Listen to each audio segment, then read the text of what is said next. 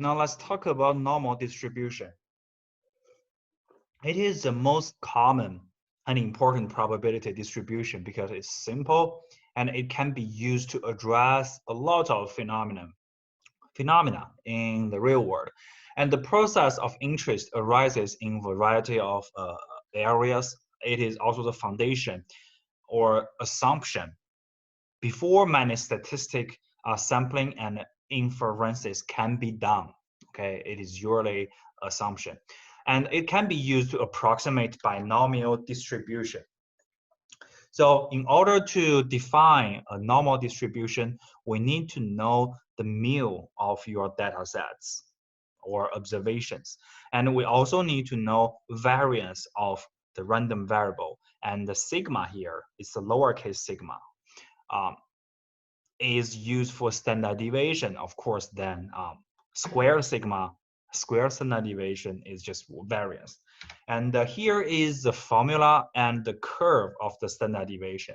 You can see here that the standard deviation curve is bell-shaped. Is bell-shaped, and the mu value, which is the mean of your data set, decides the center of the standard of this normal distribution. If mu is getting smaller, then this curve moves to the left. If mu gets larger, then the curve moves to the right. Okay, for this specific formula, it looks complex, but it's not. We have pi as a constant, e as another constant, and besides that, this function is also about sigma, which is standard deviation, right? It's about mu. It's about mu. So once mu and sigma are decided, we only need to care about x, which is the specific value for your observation. Okay, and mu and sigma, or mu and variance. Mu decides the position of the curve. The normal distribution curve is symmetric, right? So we have four curves here. For the first three of the red one, the green one, and the blue one, they have the same mean value. That's the reason why these three curves, they have the same center, which is at exactly 0. And the purple curve here has a mean value of -2. That's the reason why the purple curve is to the left side of the rest three curves, because its center is right here. Okay, its center is its mean value, which is -2. And how about the variance? The variance decides the shape of the curve. For the first three curves, although they share the same mean value, they have different variances. The first one, the red one, has a value of 0.2 for variance, and it is very thin and peaked. The green one has a middle value for variance, which is 1.0. And then the blue one has the largest variance, which is 5.0. So you can see that the smaller the variance value, the thinner the curve, the more peaked the curve. The larger the variance value, the more flattened the curve is. Okay, that's the influence of mean and the variance on the position and the shape of your normal distribution curve. So beyond normal distribution, we have standard normal distribution. It is a normal distribution with a mean of 0 and variance of 1. Why do we need this? Because it's very convenient. We can use something called normal table to look up the specific probability when you are looking at a standard normal distribution. And in order to find out different probabilities, z-score is needed. How to calculate z-score? I'm not sure if you still remember. Z-score is a ratio between the difference between xi and the x bar and standard deviation. Okay, x bar is the mean value, or it is what? It is mu, right? Standard deviation here is just sigma, It's just different letters. And xi is for a specific observation. So for each observation, there must be a z value. Okay, and this normal table is table A2 that can be found in the last section of your textbook, which is appendix. So there is this table. So how to use this table? So for example, we have a standard normal distribution. This curve is standard normal distribution. The mean is 0. We cannot say the variance, but the variance is 1. So when we're talking about standard normal distribution, the horizontal axis is not z, is not x anymore. It is z, which means that in order to find a specific observation xi along this axis, you have to transfer that observation to zi first. Okay, let's just assume for now we have a 0. We have a 1.00 for z value. And we can use the normal table to find out the size to the right side of this z value, or the size of this shaded area. How to do that? This is the table. This is the table. So for the first column, it says z, right? The head of the first column is z. This column is for the integer and the first decimal place of your z value from 0.0 to 3.0. And the rest columns, each one is for the second decimal place of z. And we have a lot of entries. Each one is corresponding to a specific z value with 2 decimal places. So when you are using standard normal distribution, make sure that your z value has 2 decimal places to use this table. For example, currently z value is 1.00.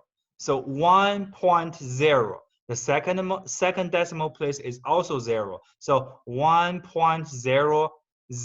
So this is the intersection. 0.1587 is the intersection of 1.0 and 0.0. So we had a z value, which is 1.00, and use that z value, we find this specific entry, 0.15787. And that entry is the size of this shaded area to the right side of z. So what's the actual meaning of this shaded area, the size of this shaded area? It is the probability that z is equal to or larger than 1.00 because it is on the right side of z.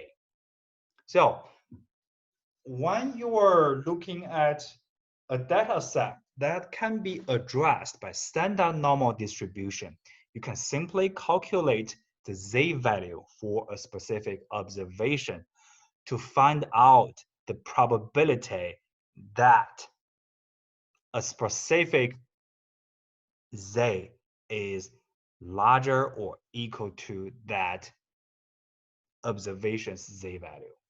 Okay, so this is how you connect this table with standard normal distribution. Okay, we use z value to connect them. And there are 2 steps. I mean, to calculate probabilities for any normal distribution. Okay, so step 1, you always need to convert your actual values of observations to z-scores. In order to do that, you need to know the sample mean x bar and the standard deviation of sample. So that's z value. And you just need to look up the probability corresponding to the z-score in the normal table. And you need to know that each entry you get from the table can be addressed by phi z. And it is the probability that a specific z value is equal to or larger than the value you have for z. Okay, so here are some cases to find out probability. So if your z value is a, okay, and you want to find out the probability of z equals or larger than a, then you simply look up the table to find out this shaded area, which is a specific entry in the table. Then it's done. But what if you want to find out the probability to the left of A, or the shaded area to the left of the A? Because the whole area under the curve has a size of 1. And using the table, you can find out this shaded area, the size of the shaded area to the right side of A. Then you use 1 to subtract this shaded area from the table. Then you have the area to the left side of A. And what if this z value is negative? Because the curve is symmetric, right? This shaded area to the left side of A is simply equal to this area to the right side of negative A. If this A is negative, and the negative of negative is positive, right? So this is the actual A with a positive value, and that table A2 only has z values, positive z values. So if you want to find out the probability of z smaller than A and A is negative, you simply want to find out the phi value for negative A. So negative A is actually a positive z value, and find that value. Find that z value from A2 and find the entry, right?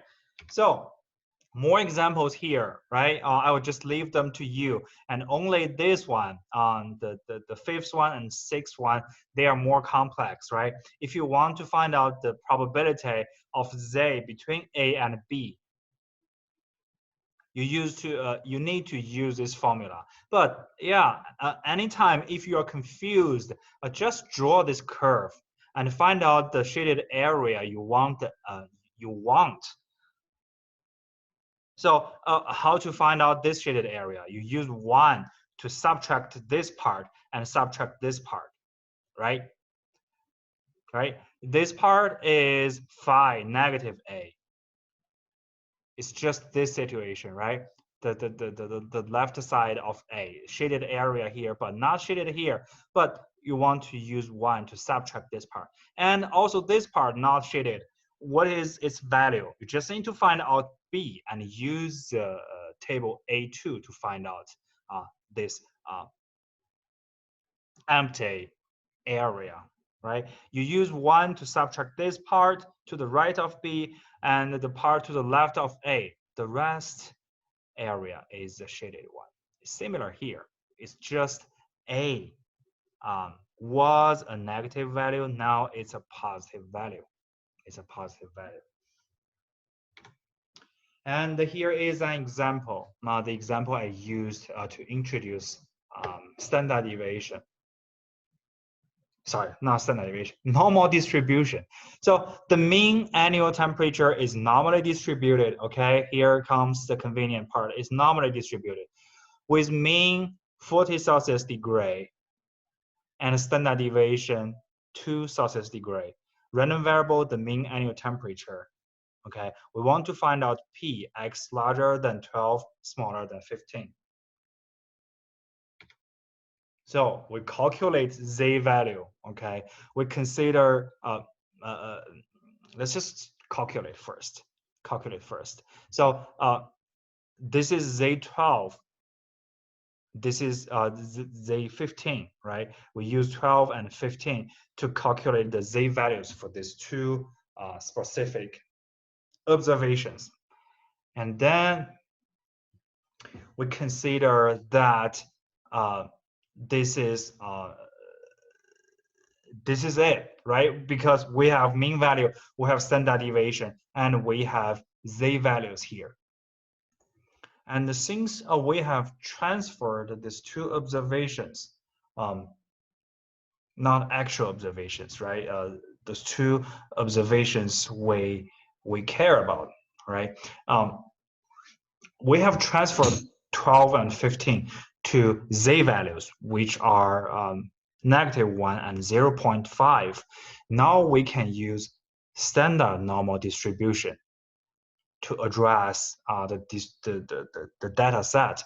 So now we can use table A2 to find out the shaded area, the probability between A and B. A is what? A is -1. B is what? 0.5. So this is the figure here.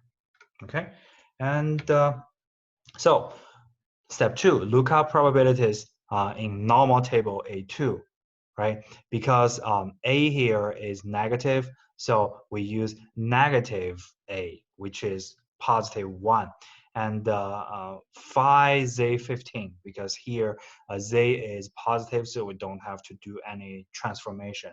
So 1 minus this first entry for z equals 1, and the second entry z equals 0.5. So eventually we have this result 0.53 to 8. It means that the probability of the annual temperature between 12 and 15 Celsius degree is 0.53 to 8. Okay, so you always want to calculate z-scores first, and then you use this curve, this figure, this graph to find out the shaded area you want. And use the table, use table A2 to find clues to help you find out the size of shaded area. Okay, so another example here, the commuting times are normally distributed, okay, with mean and standard deviation, and x is the commuting time. Find the probability that a commute is shorter than 35 minutes, which means that p when x is smaller than 35.